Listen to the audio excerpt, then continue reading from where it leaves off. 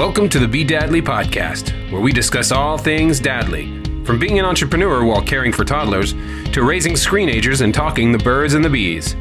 We're here to help you traverse the vast and dynamic landscape of fatherhood. Enjoy practical advice, lots of puns, and even a few heart-touching moments. And the dad jokes are pretty good too. And now your host, Brandon Jones. So excited to be with you, brother. It was really interesting because actually the week you contacted me, I was actually watching one of your stories and I saw you and your family and I was mesmerized. I was like, wow, what a dreamy, it's like if anyone wants to see a dream, just click in and look at your life. Like, it's really dreamy, man. Thanks, the bond brother. you have with your wife, I can just feel it. It's palpable. Like when you look at it on film, your child is like so alive. She's It's amazing. Awesome. Yeah.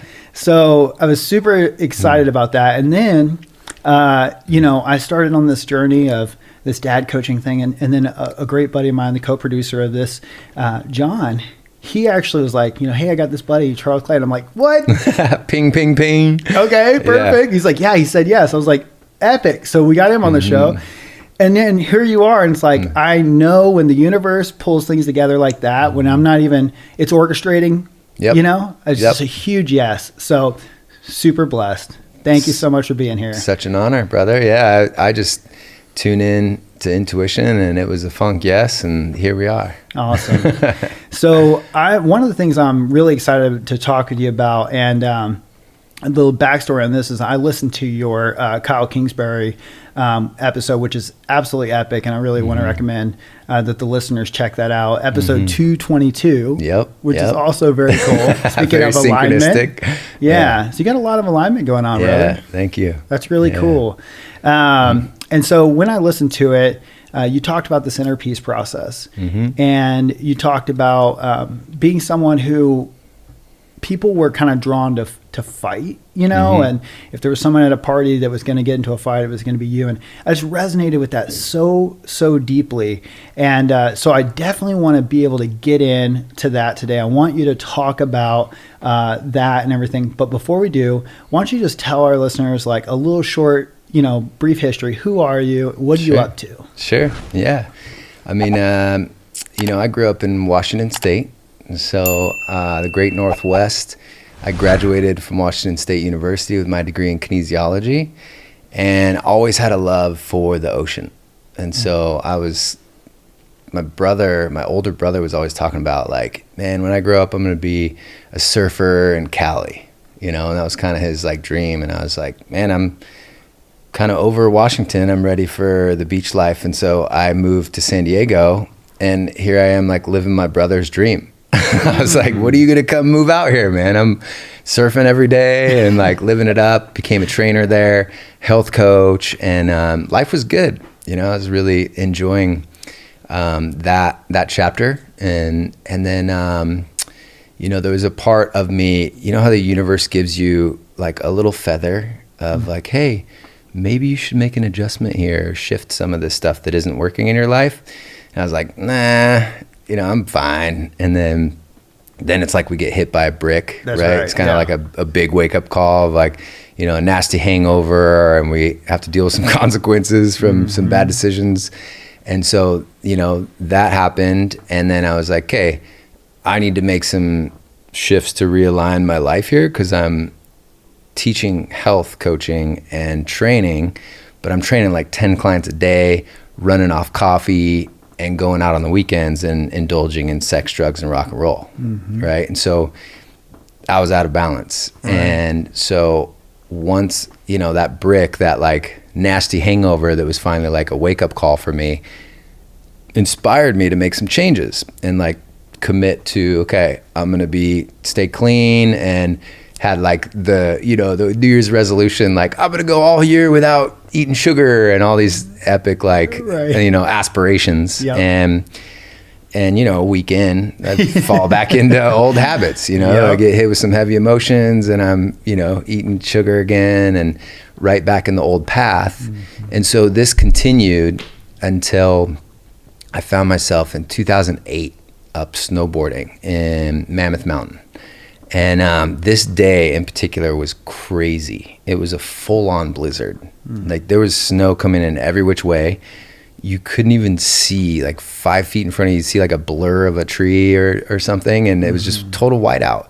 They closed down the lifts because it was so dangerous up there.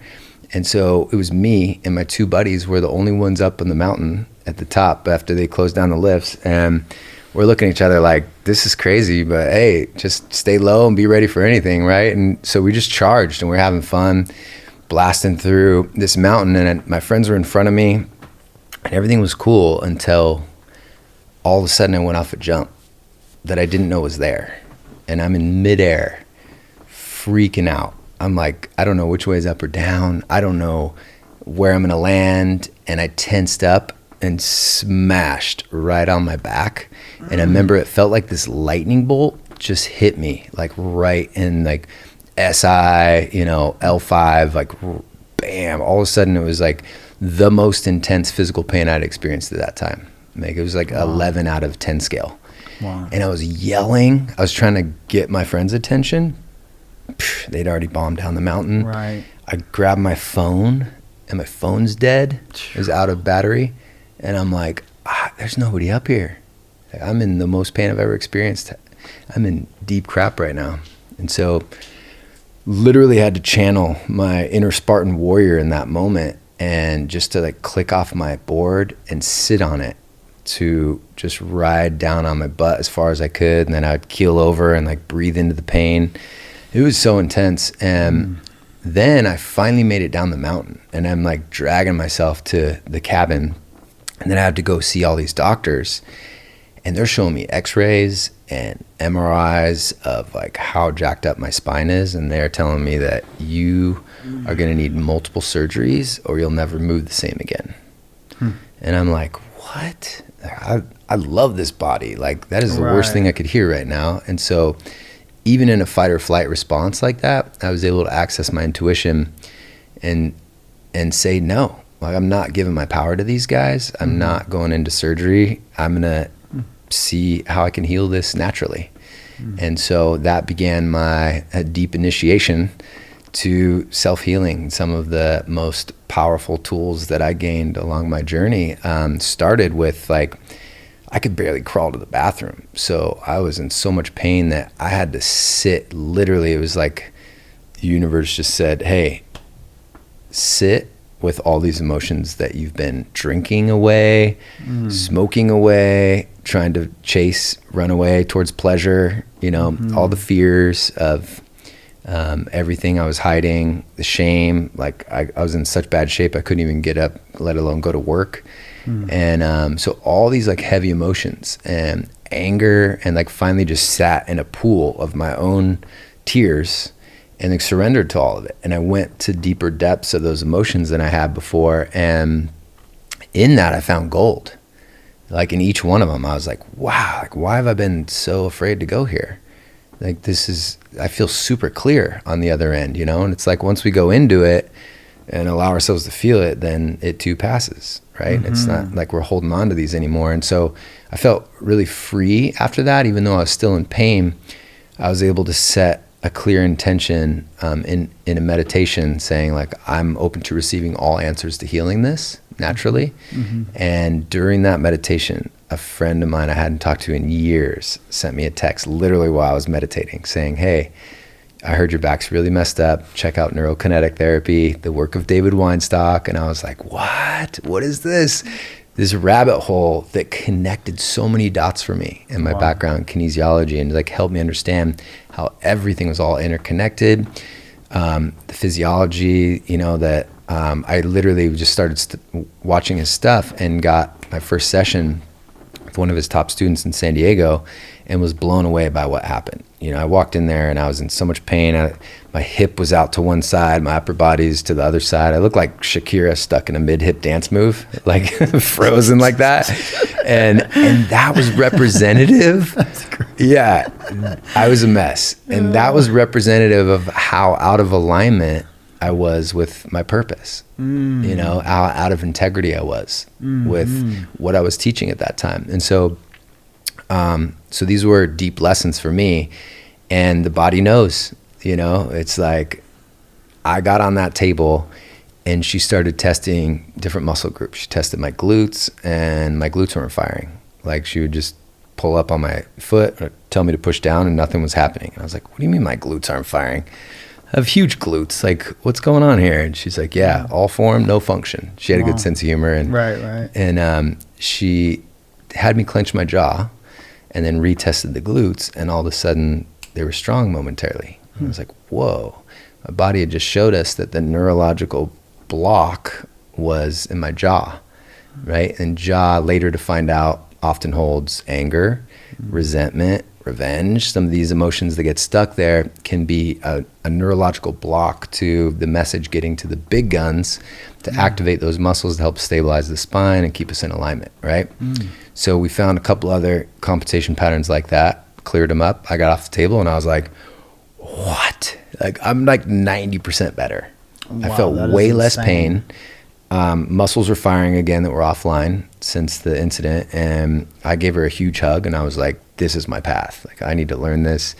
And I studied under David Weinstock, all his courses, just nerded out on it. It was so cool. And became a neurokinetic therapist and became a pain specialist. And so then I got to go on and upgrade my training business at the time with this new gift that I had, that I had to be initiated into, and got to help other people that were dealing with aches, pains, and injuries begin to understand what's going on in their body. And a lot of people were facing surgeries themselves. And so it was a game changer, because you get to that point where it's like, man, I've tried everything. It feels like you've tried everything and still haven't gotten the answers that you want. And I've been fortunate to have people, like guys, fly out from Australia and come get like 2 or 3 sessions with me and get to the root cause of their pain and finally allow themselves to heal themselves. And it's just profound, like what you can experience with these tools and these gifts. And so I started seeing a lot of the same common denominators, especially in men and female entrepreneurs. A really common one, like 80% of people that come see me for low back issues, oftentimes I would test and their intrinsic core muscles weren't firing. Like, there's just nothing going on there. And oftentimes, again, neurological traffic jam would be the jaw. This isn't always the case, but like 80% of the time. So especially right side, tight side, masculine, right? All the thoughts and patterns of always needing to be doing, going out, bringing home the bacon, all that stuff, was showing up in the body and creating this neurological traffic jam. So the signal couldn't get to the transverse abdominis muscles, which are like your internal weight belt. So those should be firing milliseconds before you move anything to help stabilize your spine. Right. And so I developed a really profound technique I call Bulletproof Core, and it's an expansion breath combined with optimal activation of those deep core muscles. So once we release the traffic jam, then they learn this technique and they've turned those muscles back on and they're reestablishing that neuromuscular efficiency, and they get off the table and they feel like a freaking superhero compared to the way they walked in.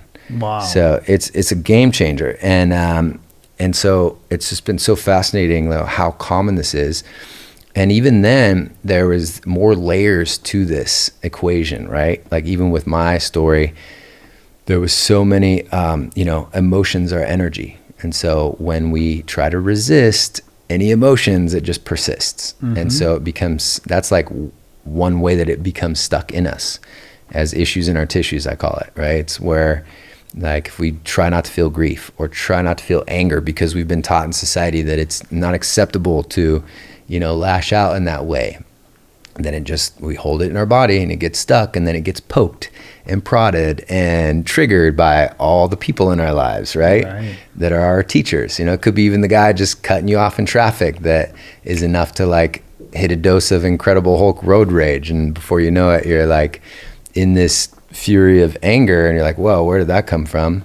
And so that helped me dive deeper into the emotional intelligence and these powerful release techniques and create the inner peace process that has been the most profound way to go into the source of where these trapped emotions lie in the body, connecting that with the root of the first time you experienced that, there's a little boy or girl that was dealing with that emotion for the first time and didn't have the tools to deal with it. Totally. It was told that, you're not supposed to cry because you're a tough guy, right? Or all the things. So we hold on to it, and then it keeps showing up in our experience until we go back and rescue that part of us, supply that love, support, and safety to ourselves. And then in doing that, in this process, you can literally witness as that energy finally metabolizes in your system.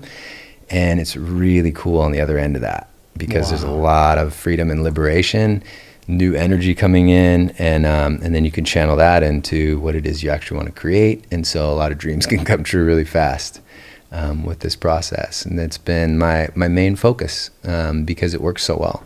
And so I've had been fortunate enough to work with clients from all over the world that, join my Freedom from Pain group training. And it's just this deep dive container, sharing a lot of these really powerful self-healing tools in the inner peace process.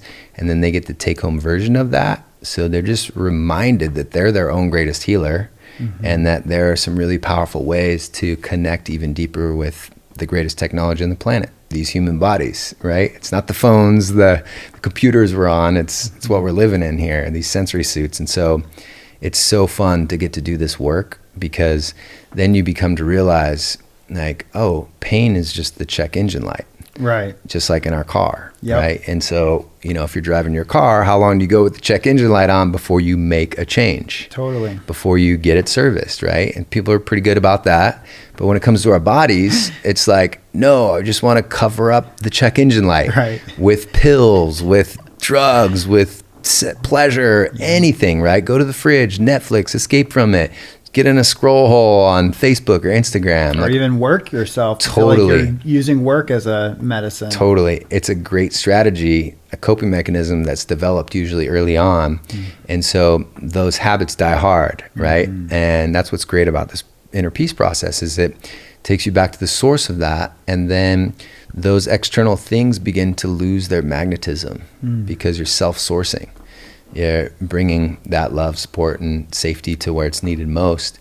And so it's really profound, the results that this has created. I mean, for me, this is literally how I healed my abandonment wound, from losing my mom when I was a young boy. And that was, my biggest initiation early on. At 10 years old, finding out that my mom had taken her own life. Like, that was the biggest emotional pain I'd ever experienced. It was like getting hit in the gut over and over with a baseball bat. And so at age 10, remembering sitting next to my brother at my mom's funeral, trying not to cry, because I picked up some belief from older guys I was hanging out with that, hey, you're a man, you shouldn't cry, that's a sign of weakness, right? These like silly beliefs that we pick up, but these limiting beliefs just keep running in our subconscious and keep showing up and keep limiting us in our experience and what we want to share with the world until we go to the source of those. And so, I found that one of the greatest skills to have as an evolving man and human being is the ability to identify these limiting beliefs that are running in our subconscious and be able to replace them and pull those weeds out of the garden and plant some new seeds. And that's what's so powerful about the inner peace process. It's there's something, game changer. There's something, thank you so much for sharing that, man. There's something you touched on there early on that, you talked about feeling the emotion that you were kind of sitting in this pool of emotion that you hadn't really dealt with, but now you're kind of, if I'm right, you were kind of laid up and you were having to deal with it. Right.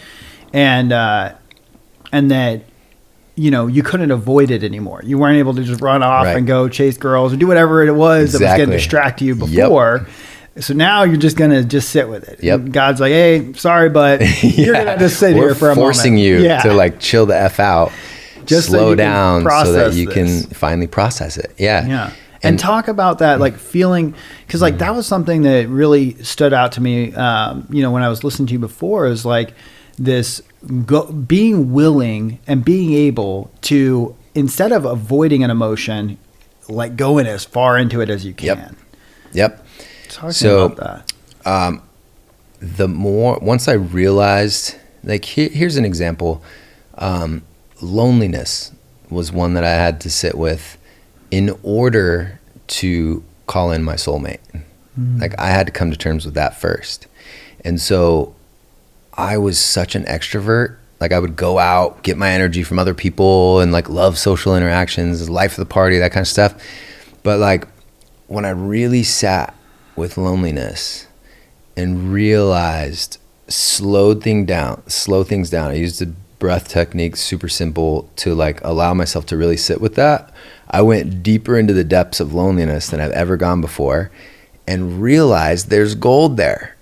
Like, it was so uncomfortable. And as I slowed things down, my mind showed me, like, it's like the mind's watching the body going, ooh, this is effed up. Like, something's really bad's happening here. Like, hurry, here's all the Band-Aids. Go run to the fridge and stuff it. You know, go, like, hurry, just go out and hang out with somebody, or just even anything. Go sit at the bar and just watch watch a film while you're drinking, just so that you're not alone. Anything to not sit with, because the ego, the mind, is taught to survive, and so it's afraid of anything that we're not used to. Like, even though it's painful and uncomfortable, it knows we can survive there because we've been there before. So anything beyond that takes courage to go deeper into. And what I discovered in that was like, wow, look at all these thousands of coping mechanisms that my mind provides that I've been, Band-Aids I've been using for so long. And that just perpetuates this underlying feeling of loneliness. And then when I sat through that uncomfortable feeling, all of a sudden that began to pass. And this like really like deep clarity like came about me of, whoa, I'm like finally taking space with myself. I'm finally alone with no distractions. When is the last time I've taken this much time with myself? And in that, I was like, the next thing that ensued was this inspiration of like, man, I have this whole list of ideas on this notepad that I want to create in this life to share with the world that I haven't done anything with in years. Because I've been so distracted. Right. And so one of those was the laser focus method. And it's literally like this method you implement and gamify how to be more productive in less time and create more free time to do the things you love. And then you're inspired more because you're in your zone of genius. And so it's really simple, but it's a way of cutting through distractions that allows us to really step into our zone of genius more and step into creator consciousness instead of consuming so much. And that was inspired during when this pandemic first hit. I was like, I just sat and was like, what's needed? What's needed most right now? Wow, everybody's distracted. Okay. I need to share my laser focus method because it works amazingly. Is that something you could share with our listeners here? Absolutely. I mean, it's such a game changer when you gamify cutting through distractions like a ninja and then really getting clear on what's worthy of your attention and thus your energy, right? Because when we really take a look at where we're giving our attention to, there's like a war out there for attention right now. 100%. So when you get clear on what your biggest distractions are, and then you can make some shifts into, instead of creating a huge to-do list that never gets done, that just creates even more stress in your mind, right? Instead, it's like, cool, let's take the top 2 things and create a get-to-do list. And that's like the 2 things today that would move the needle forward of this thing that I want to create and share with the world, right? Or those that need it most. And so it's such a game changer. I mean, that's like one of the first steps. You learn visioneering in it, which is super fun because that's about the process of letting your body experience a future glimpse. And so you're already normalizing it to your cells. And so then you just go about your day and you watch how all the signs, synchronicities, and serendipitous moments show up for that to allow that to happen.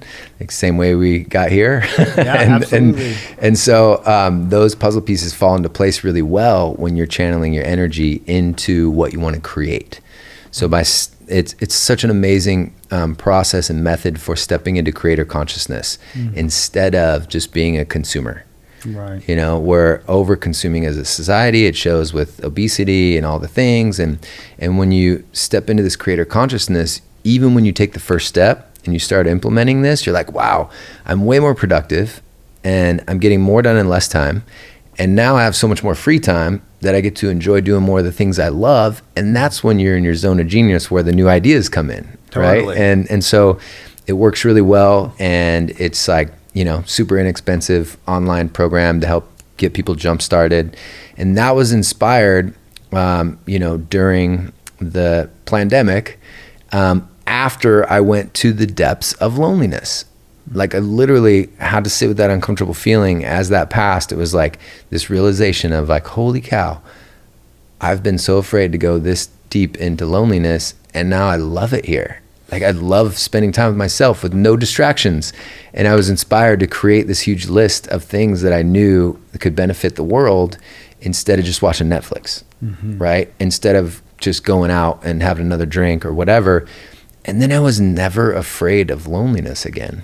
Like because I like opened that curtain and I was like, gotcha. Like there's gold here, you know? It was like, it inspired me to spend more time with myself. And that was how I became like able to just fill my cup in my own time and then go out and like have so much more to offer others. And so I became a Jedi at filling my cup, you know. It was like started with morning rituals. And then now I'm, you know, as a father, I like condensed that hour morning ritual into like 5 minutes of filling my cup. You know, as a father, we gotta have those tools, you know, because we can't be running around with empty cups trying to help everybody else. And I got to tell you, brother, I need more than 5 minutes, but I have been willing to sacrifice something. I will go to bed at 8:30 to get up at 4:30 because those first couple hours for me, while everything's quiet and getting that time for myself is so incredibly important. And by the way, I also, man, dude, I was the partier. My place was always the place to party. I always had a little posse with me everywhere. Sure. You know, props to my posse. I love you guys. But I always had to have a crew with me. I always had to have people over. I was always having to throw parties. I was always having to have, you know, girls in the bed. Like I always needed it. Yep. You know, and I was lonely. That was the truth. The truth was that I didn't want to be alone. And when people left, you know, and the party was cleaned up, I was looking for the next thing. Right. I was trying to find another opportunity to go somewhere to do something. I was hitting people up. And today I value my alone time so much. It's insane. Yes. It is insane. And I prioritize it. Right. I used to spend my night on Netflix or really for me, actually, it wasn't so much Netflix. It was data. I'm a data junkie. I consuming. Just have to read and learn and talk about all the new things and see all the political stuff that's going to make me feel sick to my stomach. And I got to just keep going to the poisonous well of information. And I just would keep going there every night. And I realized I was spending my night doing that. But if I stopped that, and I put that aside and I just went to bed. When I would put my little guy to sleep, I was always sleepy. But I would never let myself just go to sleep. Well, finally I was like, I'm going to let myself just go to sleep. Started going to sleep. I found out LeBron, that he also goes to bed at 8:30. So I was like, these elite athletes go to bed at 8:30. I'm going to do it myself. So I was inspired by them. So I started going to bed early. And what I realized, like when I was putting my little guy down, I was naturally falling asleep. So I would just go to sleep with him. That was epic too. It actually meant a lot to him, actually. He could feel when my energy was like, I'm waiting for him to go to sleep. And he would stay up longer. Right. He would like resist. Sure. Like, well, just another book. Oh, can I get a glass of water? All these things. Because he knew I was going to walk away. Absolutely. But whenever I was like, I'm going to put him down and I'm just going to go to sleep with him, dude, he would go to sleep so fast. There was a lot of nights where I would end up getting out of bed because I wasn't super tired. But it happened because I was willing to fall asleep with him too. And it just released that energy from him and from me. But again, what's great about it is I stopped spending my time. And later I would wake up early in the morning, super early, and I would spend it on things I really cared about. Yeah. Like my time would be used way better. So instead of spending it at night, I was investing it in the morning. And it was paying dividends in so many ways. I was feeling more whole because I had taken care of myself before my family. Yep. Now I'm ready for my family. When breakfast came around, I had already meditated. I had already Yep. read. I had already exercised. I had taken a walk. I did a bunch of deep work. Yeah. I felt amazing. And so now I'm spending time with my kids, and they could feel my cup was full. Yep. And as long as my cup was full, I was able to be there for my family. So Yeah. I totally resonate with that deeply. Now, and so the laser focus, but I want to close the loop here. Mm-hmm. You said it's how you called in your bride. So I want to hear about that. Yeah. Yeah. So if I had not sat with the depths of loneliness and found how to enjoy my own company, then I would have kept perpetuating these relationships that were codependent. Mm-hmm. I would have kept attracting these beautiful damsels in distress, that I knew I could help. Of course. It was like this heroic, like, oh, you're beautiful, and you have a sweet soul, and I know your problem. I can help you with this, right? It was like this silly kind of unconscious healer, archetype. And then I moved through that, and I fell in love with my college sweetheart, and then she ended up with circumstances having to leave me, like a really weird situation with her father and all these things. She had to move, and so we broke up, and then again fell in love again on my 33rd birthday. Met my next love of my life, and she ended up leaving me. And so it was this like similar story that kept repeating itself, Right. until I really sat with and took it through this inner peace process and realized, like, wow, I'm recreating my experience when I was 4 years old and my parents got divorced and my mom left. And it was like, I didn't know how to deal with it when I was 4. And then again, when I'm 10, my mom left this earth. And so it was like this pattern of the abandonment wound kept showing up.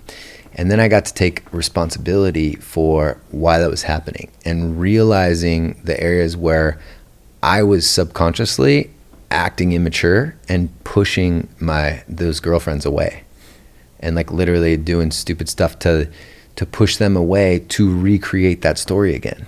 Wow. And so recognizing this was like this huge aha moment for me.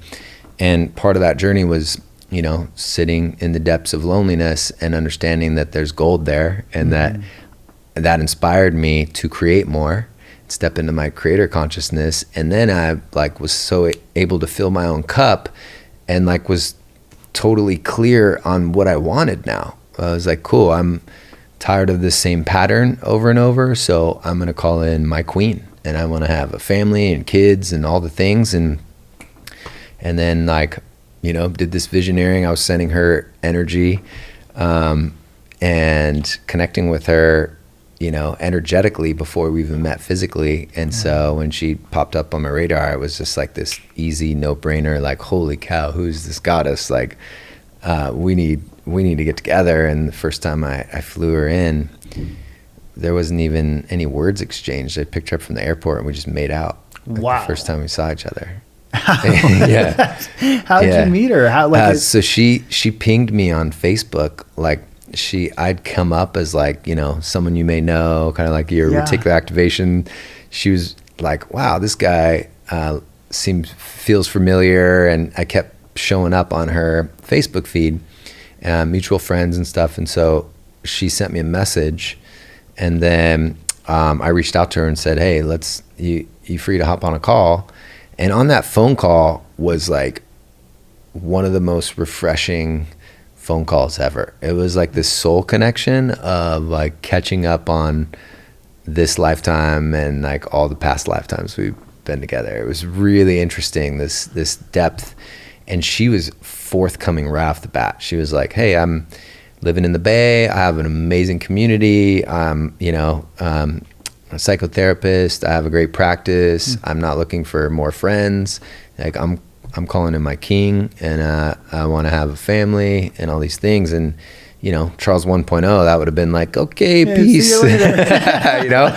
But this time it was super refreshing. I was she was like, so I'm curious, what are you looking for? And I was like, I'm calling in my queen, and I want to have a family and kids, so this feels really good. And we talked for hours like high schoolers, you know, like 3 different phone calls before I flew her out, and then it was like sparks flying, magic happened, and then it was like boom, boom, boom, all these accelerated dreams coming true, you know. And then we brought Sophia into the world, and you know, it was just, she's been like the greatest gift. Fatherhood's been my greatest and most honoring initiation yet. And little Sophia, man, she's such a great teacher, as kids are, right? You know, straight from source, like reminding us. And she is just such a great inspiration for me to continue doing my inner work.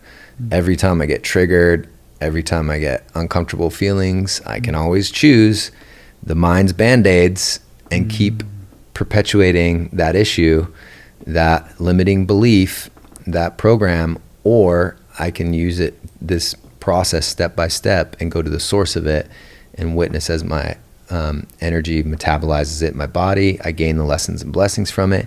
And then that's one less pattern and negative belief pattern and old generational wound that needs to be carried on to her and her kids and future generations. So that inspires me more than ever to keep taking my own medicine.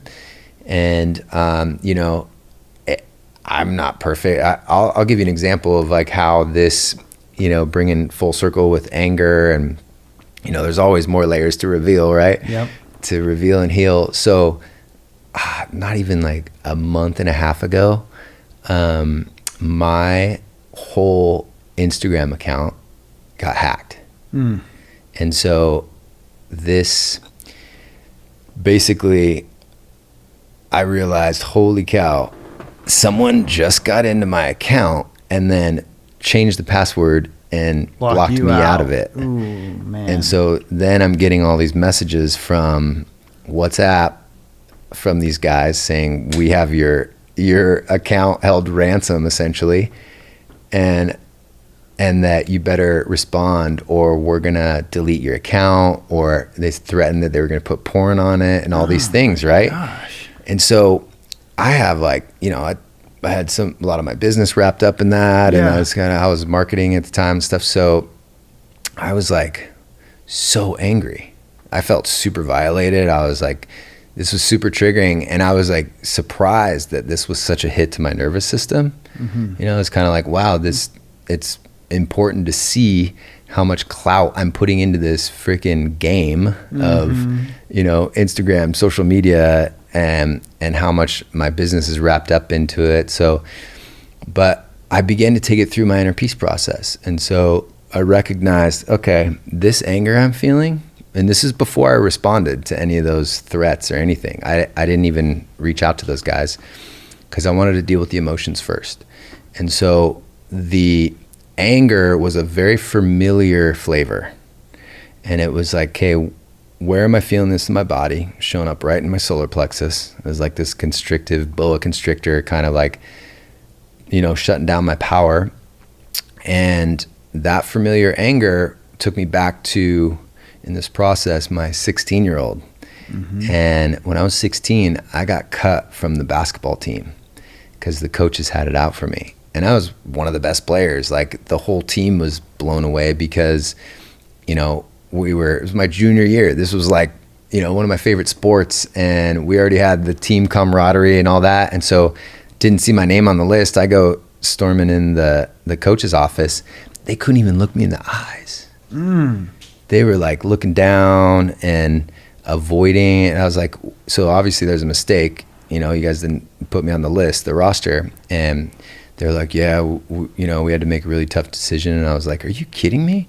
Like, I almost went Incredible Hulk right there in their office. Like, I wanted to just slam their whole freaking desk against the wall, right? Like, just this rage of like, how could you take this from me? And so I didn't act out in that way. And so that anger had to still be felt, right? And so that's why it was coming up, you know, this recently. And so that allowed me to honor my body. Hey, how do I want to release this?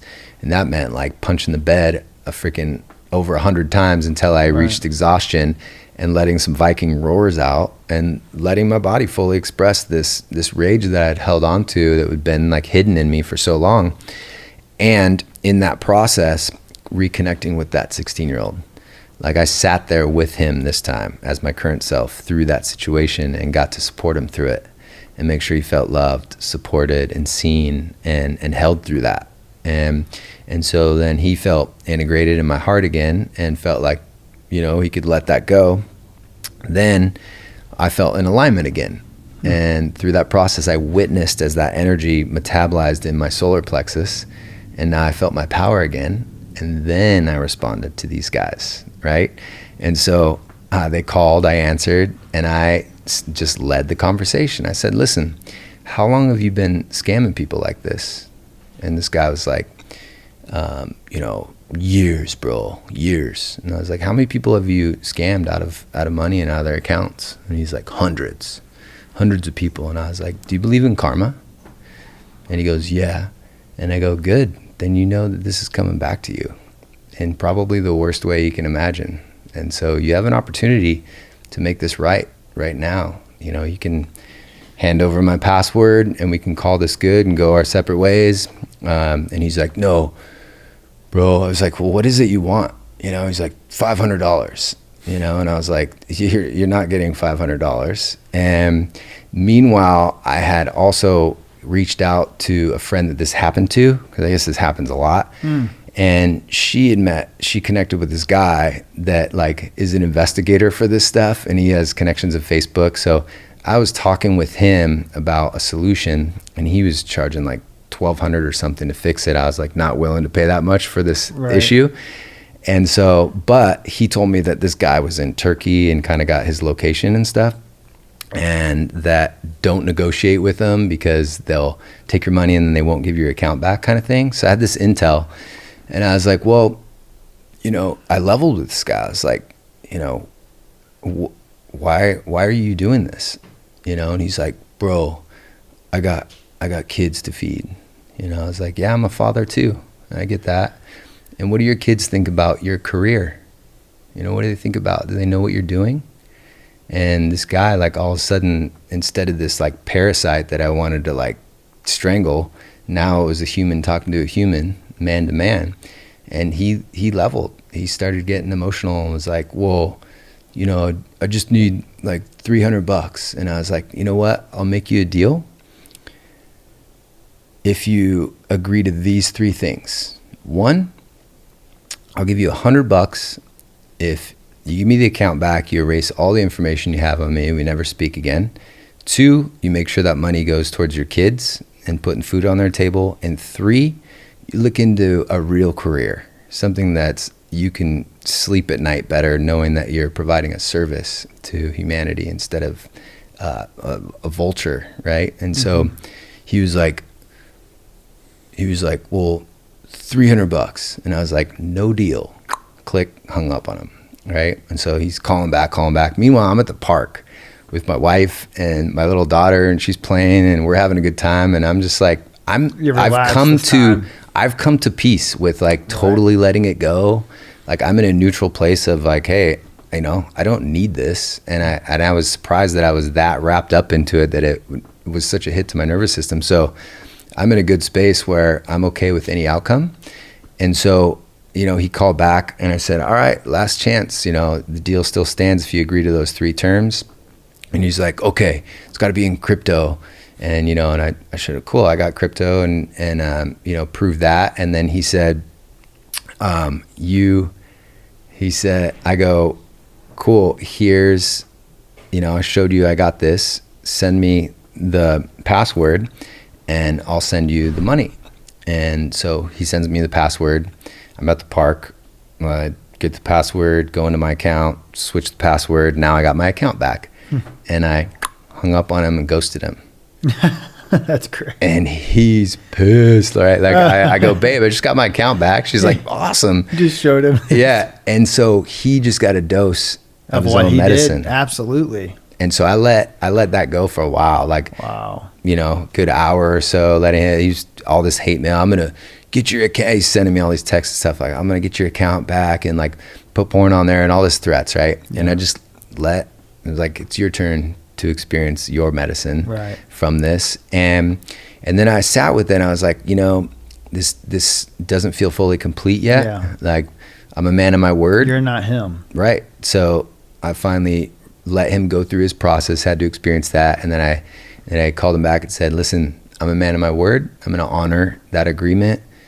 I'm going to hit send right now as long as you agree to those 3 things. And then we'll never talk again and part ways. And so sent him the $100 to feed his kids. And hopefully he got the medicine he needed to actually do something with his life. But it was a really potent example of how powerful that medicine can be, and those triggers, how they can lead to parts of us that haven't felt something in the past that keeps getting poked and triggered in our experience of reality now. 100%, man. Yeah, it's interesting how those things just keep surfacing, and in a variety of ways. There's so many different ways it can show up, but bring about that same emotion over and over again. First of all, it re-triggered this anger. You process this anger.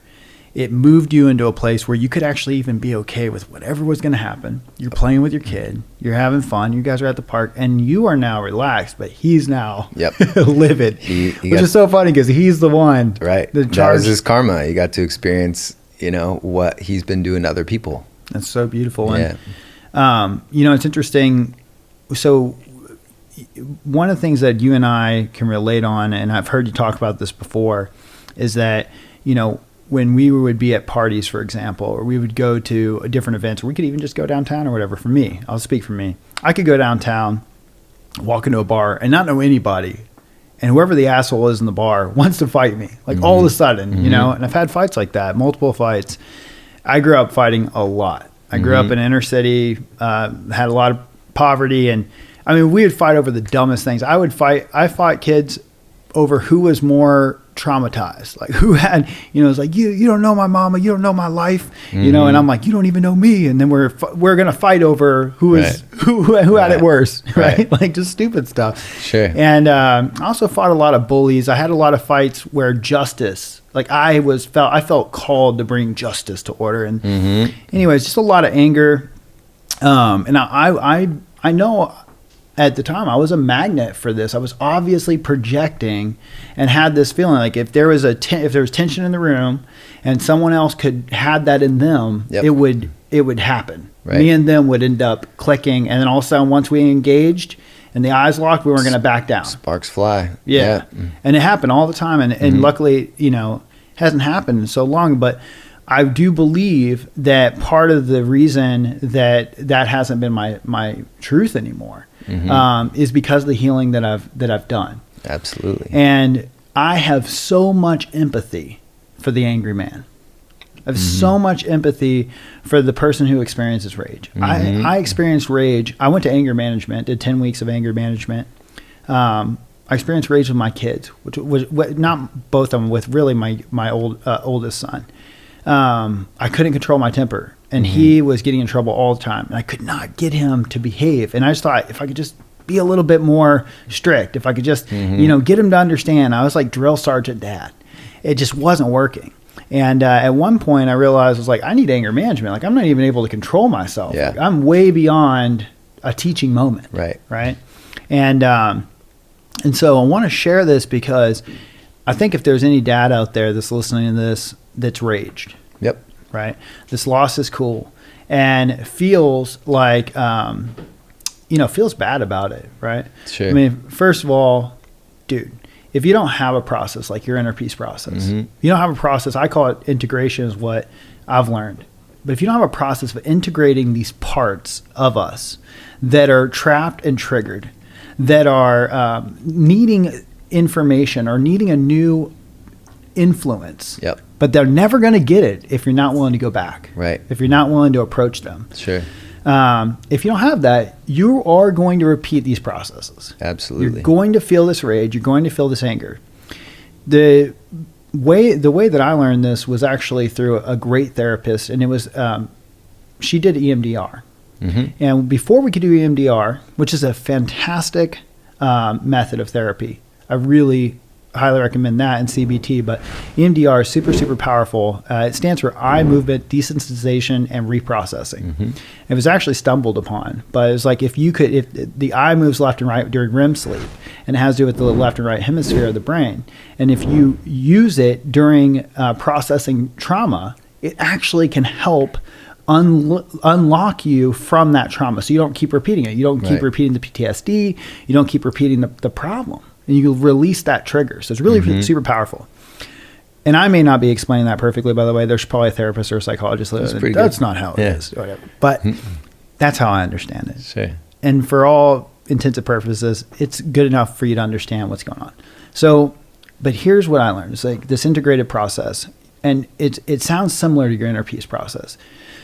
So basically, in my life and in all of our lives, there was parts of me that experienced trauma that I was not capable of dealing with, like you said. Mm-hmm. It's just not, I didn't have the enough perspective. Sure. I didn't have enough awareness to really handle it, but it happened to me, right? And from the time I was really little, even one of them was when I was an infant. Mm-hmm. So it was like, even these memories can go way far back, right?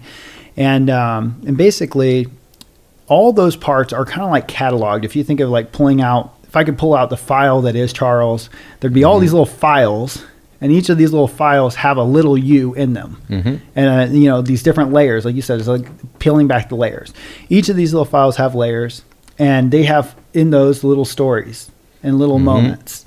And they're kind of trapped in there. But if you're able to experience something, and it's kind of out there in the world, feeling out there, and all of a sudden something triggers it, if you go back to the first time you can remember experiencing that experience, there is the little you that needs a little bit of attention, really a connection.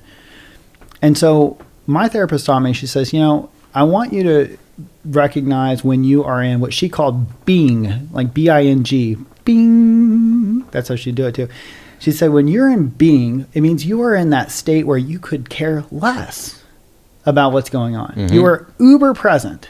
She's like, take me to a place where you feel that way.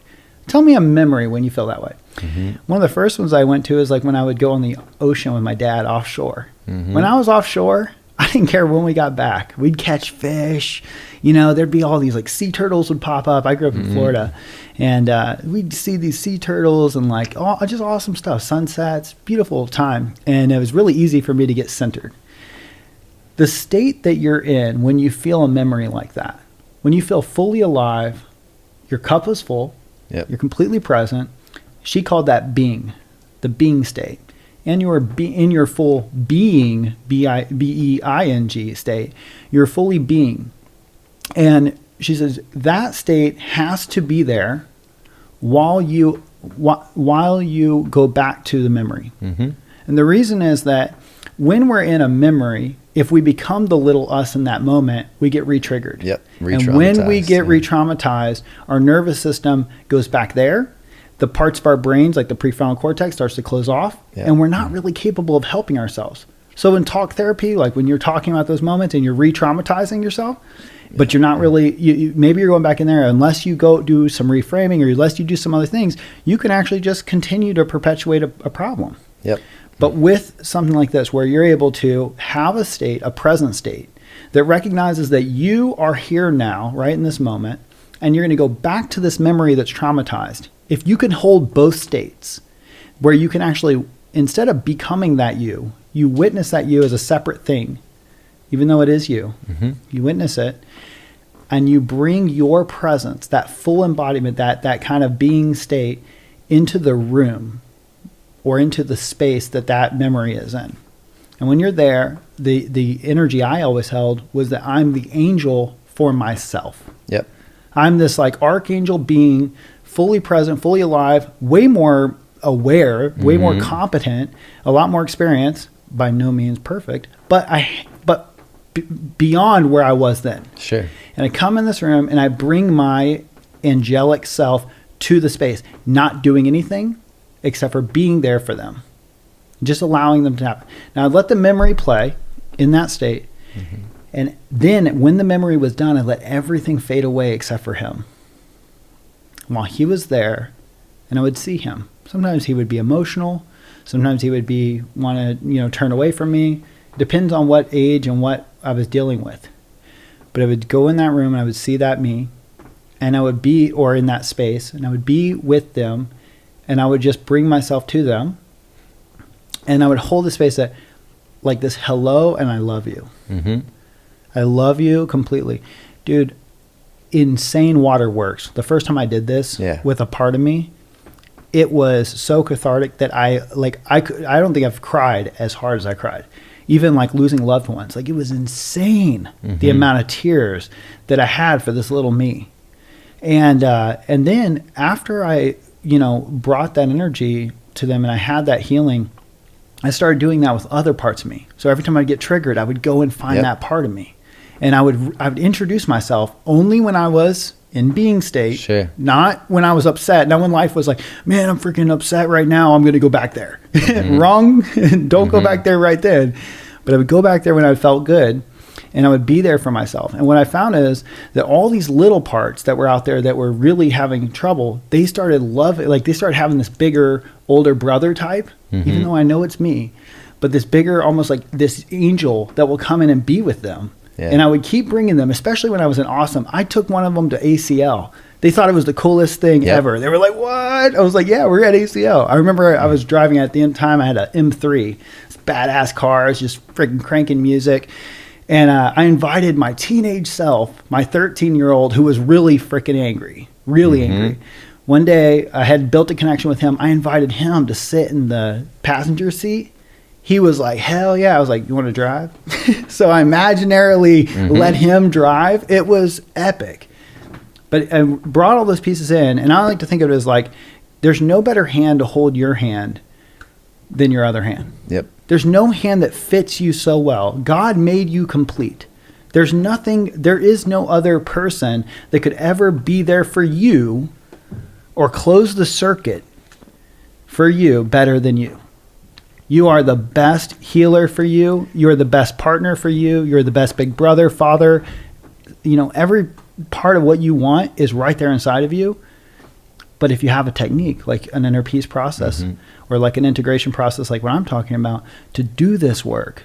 And, obviously having a therapist is always very helpful for this kind of thing, or having a coach like yourself to be able to do this with is really, really powerful. But if you have a process, you don't have to repeat the rage. My anger stopped when I started doing this work.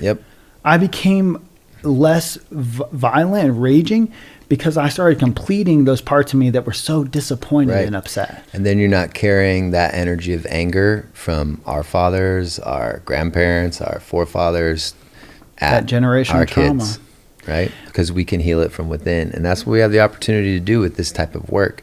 And what you're talking about is reparenting. It's like essentially saving, like going back and rescuing those parts of us that are caught in a loop in a tough experience, challenge in life. And in that spot, there's some beliefs and decisions made about ourselves, right? That 4-year-old, in my example, when my mom first left, was like, oh, I'm not worthy of love. Oh, love has to equal pain, right? So that story, that belief kept running in my subconscious, so that when I fell in love, it was a matter of time before she left me, right? And so by using this inner peace process, reparenting, rescuing those parts, I imagine it like those like Russian dolls. You get the little tiny one, and then it like layers, and that's like how I visualize my heart. And sometimes those little parts of us just get stuck in these loops. And that's where these negative beliefs are created about ourselves, that we're not worthy enough. Really common one a lot of people can relate to, right? And that's why we'll suffer from like not enough money issues and, never enough in your relationships and these things that show up in our current experience until you go back to the source.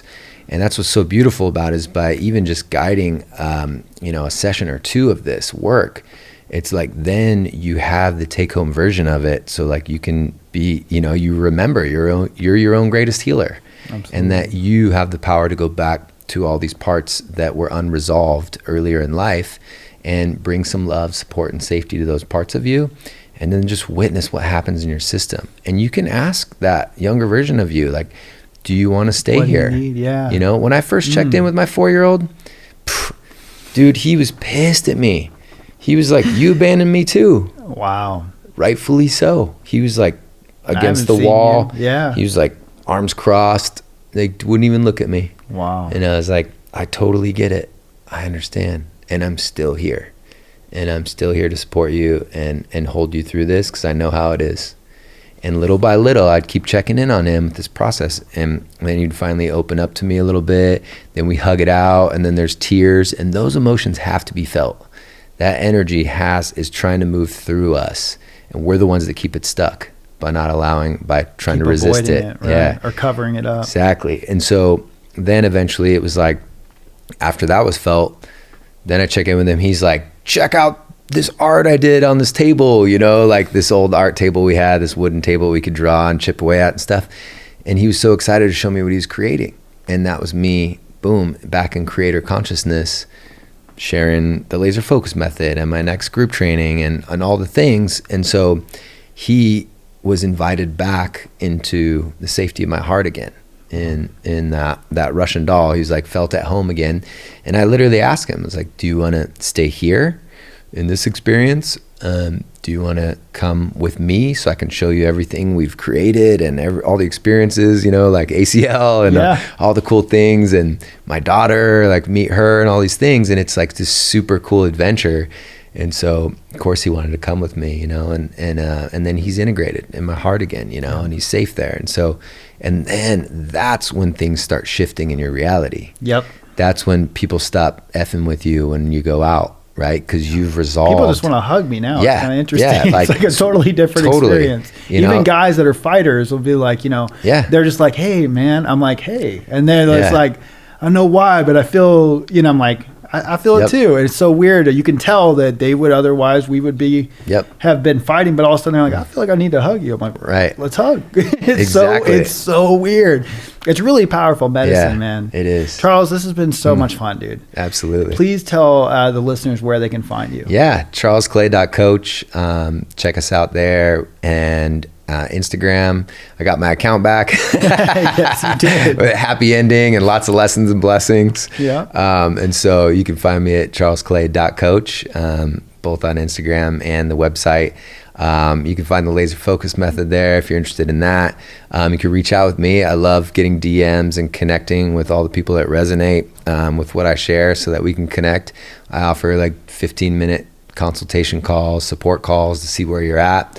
And if you need support from me or many of my resources, then you can only benefit from that type of call. So don't be afraid to reach out, DM me, whatever interests you, and happy to share this work. It's such an honor. Thank you so much. I really appreciate it, Charles. Likewise, brother. Great to be with you, man. We hope you've enjoyed this episode. If you've received some value from it, please share it with other dads and consider leaving us a review on your favorite podcast platform, and we'll see you in the next episode. Looking for support with your fatherhood journey?